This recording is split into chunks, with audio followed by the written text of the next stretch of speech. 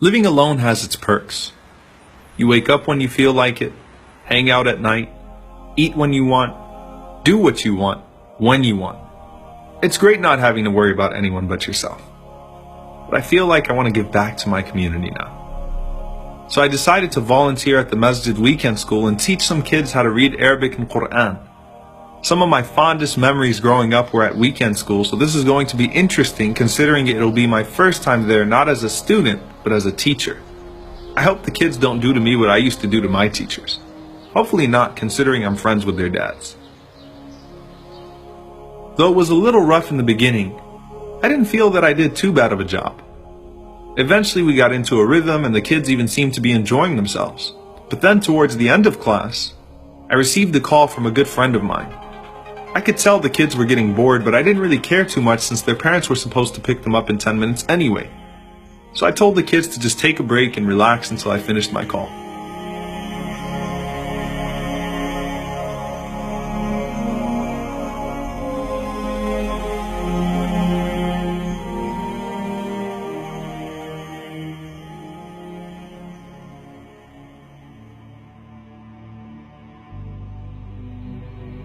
The call took longer than expected, and when I came back, I was surprised to see only one child there. When I asked him about the other boy, Samir, he said he was bored and decided to leave the mosque alone. Oh no. Oh my God. Though I'll never forget how I felt, the moment was a blur. I didn't know where Samir went or what to do or how to find him. My heart was racing and all sorts of terrible thoughts were going through my mind.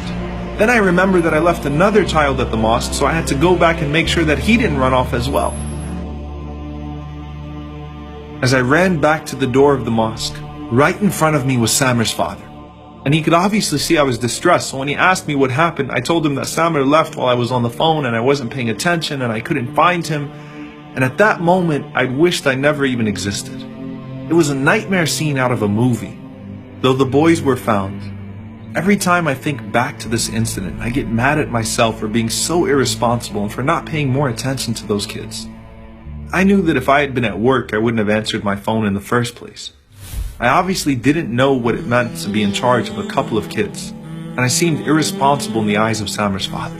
He saw me as a teenager who needed to grow up, and he was right, and that was my last day with Samir. When he heard the story, my uncle told me to take it easy on myself, but to realize that responsibility is not limited to parenting or being a husband or a paid employee.